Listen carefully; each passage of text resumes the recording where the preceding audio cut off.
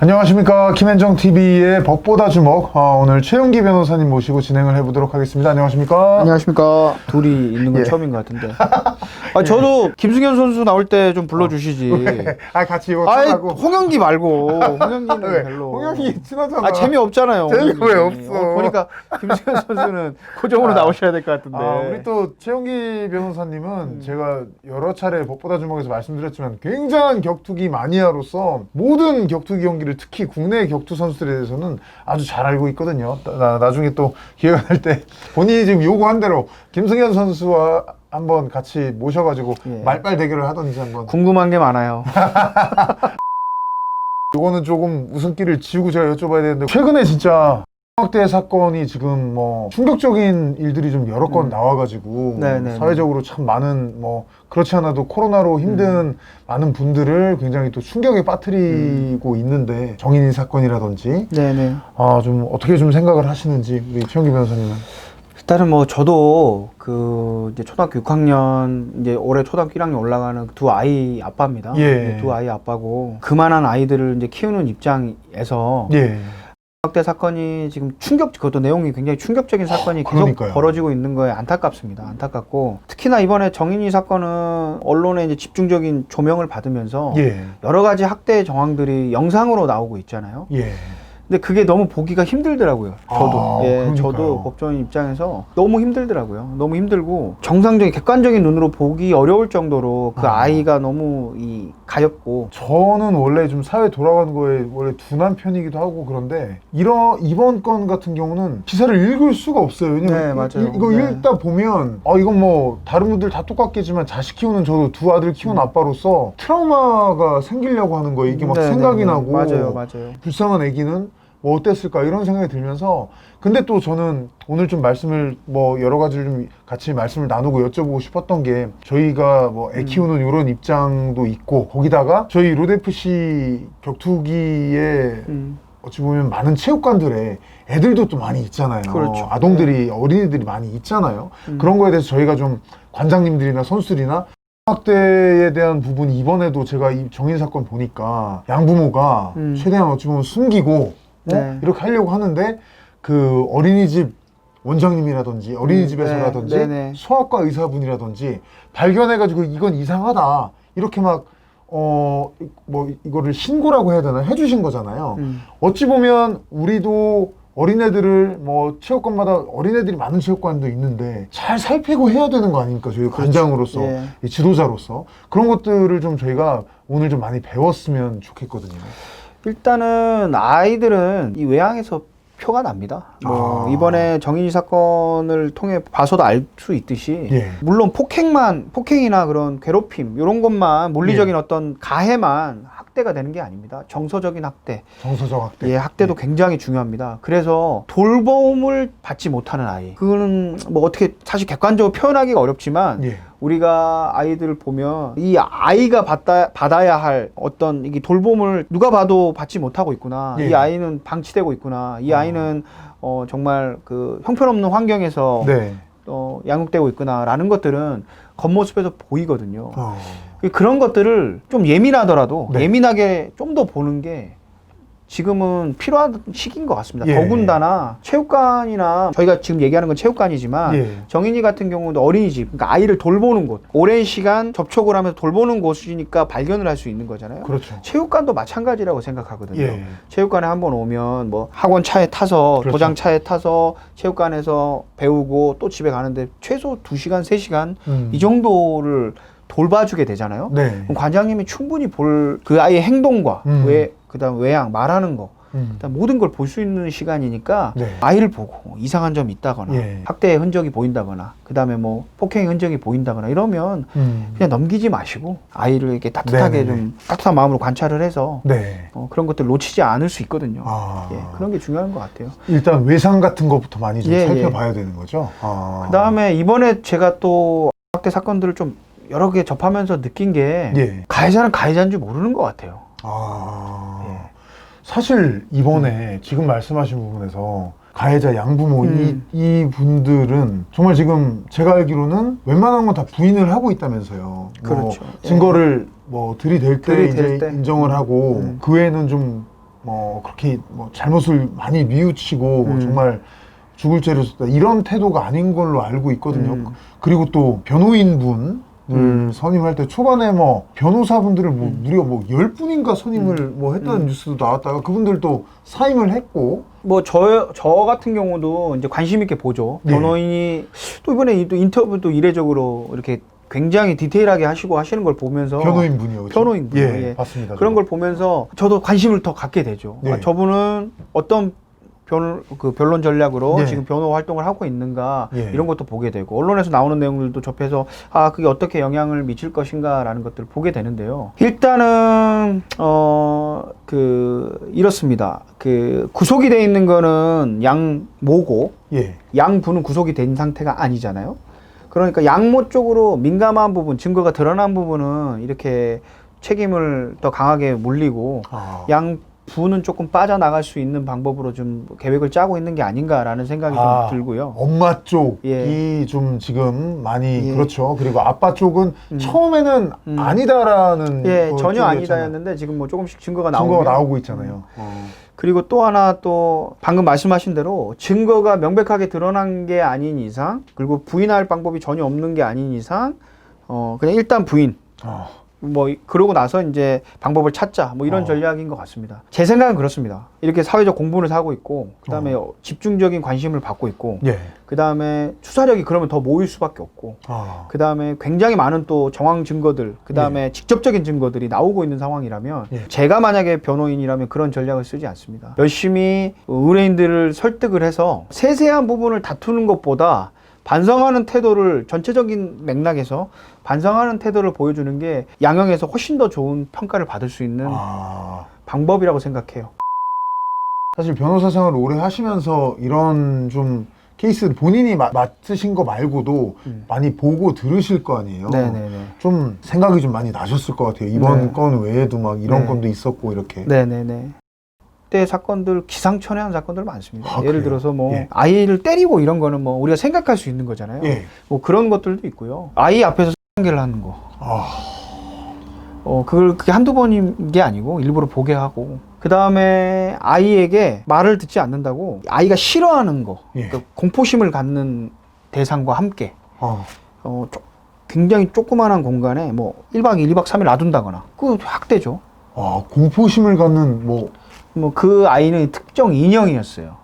그 인형을 무서워해요? 왜 그런지 모르겠는데 그 아이가 그쵸. 애들은 4살, 그렇잖아요. 4살 뭐 이런 아이였는데 그 특정 인형을 무서워해 하는데 엄마가 이제 뭐 다른 학대도 했겠죠, 사실. 이 아이의 그 공포심을 갖는 걸 이겨내게 해준다는 명목하에 뭐 몇 날 며칠을 그렇게 했고 아빠가 이제 신고한 사건이었어요. 저는 학대는 굉장히 좀 폭넓게 인정해야 된다고 생각하거든요. 굳이 때리는 것뿐만이 아니라 그렇죠. 정서적 학대라고 합니다. 정서적 학대 범위도 굉장히 많아요. 제가 또 이거는 뭐 사실 학대로 신고돼서 처벌받는 경우는 드문 것 같은데 이거야말로 학대다라고 생각하는 게 이혼한 가정에서 아이를 양육하는 부모가 상대방 그러니까 아빠 예를 들어 엄마가 양육한다면 아빠 못 보게 하는 거, 아빠 욕을 하는 거, 반대로 아빠가 양육하는데 엄마 욕을 하고 엄마를 못 보게 하는 거. 이런 것들 굉장한 학대 같아요. 왜냐면 또 아기는 그 엄마 아빠는 뭐 사랑이 식거나 하여튼 뭐 어떤 문제가 생겨졌지만 애는 보고 싶은 거잖아요. 애는 당연하죠. 엄마 아빠를 다 그리워할 수밖에 없는 거잖아요. 당연하죠. 그러니까 이혼을 했다고 해서 아이 아빠가 아닌 게 아니잖아요. 그렇죠. 이제 그런 경우도 많이 보고 있고요. 그다음에 또 엄마에 대한 애착이 굉장히 큰 아이 앞에서 엄마를 굉장히 욕하고 학대하고 엄마를 때리고 하는 거 이런 것들도 다 학대입니다. 이것도 실제로 이거는 처벌을 받았어요. 제가 맡은 사건이 있습니다. 근데 진짜 저는 이해가 안 가는 게 저는 원래 군인이었습니다. 군인이었다가 이제 몸을 다쳐서 전역을 하고 변호사가 되기 위해서 로스쿨에서 공부를 했거든요. 그래서 제가 저희 첫째 딸이 사실 커가는 걸 몰랐어요. 커가는 걸 못 봤어요. 한 2, 3년 정도 떨어져 살았거든요. 그래서 제가 이제 둘째를 낳고 둘째는 이제 처음부터 이제 이렇게 크는 걸 다 봤죠. 그 둘째 크는 걸 보면서 첫째한테 너무 미안한 거예요. 내가 이 시기에 못 지켰구나. 근데 그런 마음만 갖고도 미안한 마음이 들고 너무 뭐 눈물 나고 이러거든요. 그리고 또 어느 뭐 자리에서 아이에 대해서 얘기를 하면 정말 미안한 게 먼저 생각나서 눈물 나고 뭉클해지고 이게 부모 마음일 텐데 도대체 어떻게 그런 행위를 하는지 저는 이해가 안 가요. 그러니까요. 그건 정말로. 진짜 살인죄가 적용이 되느냐, 아니면 학대 학대가 치사. 학대 치사. 이거에 따라서 형량이 뭐 굉장히 달라지고 네. 이게 좀 큰 뭐 쟁점이라고 하더라고요. 그러니까 이렇게 생각하면 돼요. 학대 치사잖아요. 예. 치사는 죽이려고 한 게 아닌데 실수로 공교롭게 예. 뭐 이렇게 죽은 경우다라고 하는 거고, 살인죄는 고의가 있다는 거예요. 죽이려는 고의가 있다. 예. 그래서 그 차이가 있기 때문에 당연히 고의가 더 그렇죠. 악질이겠죠. 예. 그래서 이게 더 형량이 세기 때문에 이걸 적용하라고 하는 건데, 이번 사건에서 공소장 변경을 한 걸로 알고 있어요. 그러면 검사는 왜 어떤 내용으로 살인죄로 공소장 변경을 한 것이냐? 고의, 아까 말한 고의에는 미필적 고의라는 게 있습니다. 예. 미필적 고의는 내가 뭐 죽으려고 한 거 아니더라도 네. 하지만 뭐 죽어도 어쩔 수 없어라는 내심에 네. 생각이 있다. 이러면 미필적 고의로 볼 수 미필적 있거든요. 고의. 근데 예. 그것도 일반 네. 사람들이 네. 생각할 수 있을 정도면 충분해요. 음. 이 사건에 제가 알기로 갈비뼈가 완전히 이제 다 부러져 있고 위에서 수직으로 어떤 그렇죠. 물리적인 힘을 가해서 압박에 의한 것으로 보고 있다라고 감정 결과가 나온 걸로 알고 있어요. 예. 그렇다 그러면 아이를 수직으로 뭔가 물리력을 가해서 갈비뼈가 부러진다. 이거는 사실 제일 먼저 생각하는 게 밟는 거거든요. 밟는 거죠. 밟는 예. 거거든요. 근데 아이를 보세요. 돌 같이 난 아이를 발로 밟았다. 와. 그거는 죽어도 없을 수 없다라고 생각했다라고 충분히 생각할 수 있는 거예요. 그렇죠. 그렇죠. 근데 반대로 성인이라고 할게요. 성인. 우리 대환이 형님이 우리 박창수 사원을 예. 무방비 상태로 누워 있는데 위에서 갈비뼈를 부러질 정도로 강하게 밟았어요. 예. 그러다 죽었어요. 그건 살인이에요. 살인이죠. 예, 어른을 해도 살인입니다. 왜? 발뼈 부러지면 죽을 수 있거든요. 네네네. 그렇죠. 근데 특히나 아이니까. 그래서 그런 차원에서 살인죄로 공소장 변경한 것입니다. 제가 그 파트에서 기사를 보니까 췌장이 파열이 됐다는 기사를 봤어요. 이게 췌장이 진짜 가려져가지고 저기 숨겨져 있는 장기인데 췌장이 파열됐다는 건 저 진짜 처음 들었어요. 이게 격투기 쪽에 이제 바디 맞고 저희가 이런 게 네. 있잖아요. 근데 그러면서 아무리 바디 맞아도 여러분 장 파열이 나고 이런 경우는 진짜 없어요. 가장 깊이 있는 췌장이 파열됐다는 거는 이건 정말 와, 그 의사 선생님도 참 참담해 하셨다는 그건 제가 기사를 좀 봤거든요. 그 의사 선생님이 그 언론에 나와서 하는 인터뷰 하신 걸 봤는데, 네. 아이가 그 감정을 하고 아이가 왜 울지 않았는지를 알 수 있었다라고 하더라고요. 왜 예. 그러냐면 갈비뼈가 이미 다 으스러져 있기 때문에 울면은 극한의 고통이 온다는 거예요. 그래서 울지 못했다는 거예요. 맞습니다, 진짜. 그걸 듣고 진짜 소름이 돋더라고요. 저 진짜 그 최근 선생님 말씀하신 분이 또 저 소름이 돋은 게, 운동하다 갈비뼈 몇 번 나가가지고 갈비뼈 조금 저 같은 큰 인간도 나가도 그게 어떻게 되냐면 여러분, 몸을 못 움직이고, 몸 못 움직이고 웃지도 못하고 울지도 못하고 매사가 괴로워지거든요. 근데 그 조그만 아이가 그거에 막 수백 배 수천 배 되는 상황이 됐다는 건 그 고통이란 게 얘기하면 할수록 참 이게 너무 좀 화도 나고 또 네. 슬프고 네. 이런 것 같은데, 이 사건에서 사실은 또 많이 국민들이 분노를 했고 좀 여쭤보고 싶은 게, 경찰에 신고가 한 3번인가가 들어갔는데 네. 풀려난 거, 그 양부모 쪽의 진술이 하여튼 그쪽 얘기를 들어준 거잖아요. 근데 이건 어떻게 판단을 해야 될까요? 저는 마냥 경찰을 비난할 일은 아닌 것 같아요. 일단 예. 우리가 올바른 방향으로 분노를 표출해야 되거든요. 예. 이번 사안을 경찰 입장에서도 한번 생각을 해봐야 되고, 네, 그다음에 맞습니다. 신고를 한 쪽의 입장에서 생각을 해봐야 돼요. 제가 그 당시에 그 아이 상태를 본 적이 없고, 예. 그다음에 어떤 상황이었는지 모르기 때문에 조심스럽습니다. 하지만 제가 어떤 경찰분이 쓰신 것도 봤거든요. 예. 충분히 이해갈 만한 얘기였고요. 예. 또 반대로 또 소아과 의사분이 이거는 학대가 명백하다라고 2차 신고를 하셨다라고 하시는 분의 말을 들었는데, 그걸 또 보면 또 너무 또 안일하게 생각한 게 아닌가, 이런 생각이 둘 다 들더라고요. 그거는 우리가 제도적으로 조금 좀 강력하게 아이 문제는 좀 해야 될 것 같아요. 예를 들면요, 가정폭력을 신고를 해요. 예. 그럼 이혼 직전에 부부들이 막 다툼하다가 한쪽이 가정폭력으로 신고를 했어요. 예. 그러면 이게 진짜인지 아닌지 시시비비 가리기 전에 일단 긴급하니까 분리를 시키거든요. 그래서 이런 호소를 하는 분이 굉장히 많아요. 난 때리지 않았는데 신고됐다고 분리했다, 너무 억울하다라고 저희한테 오시는 분이 꽤 많아요. 지금도 진행하는 사건들이 있고. 근데 그거는 신고를 가지고 또 어느 정도 정황이 있고 경찰 출동해서 확인한 것만 갖고 피해자 얘기를 들은 거 가지고 분리해버리거든요. 그때야말로 그렇게 해야 돼요. 일단은 확인이 되기 전까지. 근데 이번 사건을 진행되는 거 보면 저는 그런 시스템이 정착이 안 돼 있다라는 거에 조금 놀랐습니다. 그 경찰분이 쓰신 그 글에 보니까 뭐 조금만 이렇게 아예 의심 사건에 대해서 좀 디테일하게 조사를 하고 하면 뭐 가정 일인데 왜 네가 떠드냐, 내가 보호자인데 왜 나한테 이렇게 무례하게 하느냐라고 민원을 제기하고, 또 민원 제기하면 민원 제기에 대한 답변을 해야 돼요. 그럼 조사를 해야 되잖아요. 네. 근데 사실 조사하는 거는 뭐 조사하는 게 별거냐, 네가 아무 잘못이 없으면 뭐 넘어가겠지. 그런데 또 경찰 입장에서는 조사 끌려다니고 뭐 왔다 갔다 하게 되면 그거 자체가 스트레스거든요. 그렇죠. 그러니까 아예 지뢰 안 하는 거죠. 포기해버리고 내가 또 괜히 또 깊이 갔다가 괴로움 당할 바에 그냥 안 해야지. 근데 매뉴얼을 만들어주면 안 그럴 거거든요. 매뉴얼이 그렇죠. 딱 이런 게 접수되면 1번 이거부터 이렇게 분리하는 것부터 해버리면 경찰은 매뉴얼에 따랐습니다 하면 끝나는 거거든요. 그렇죠.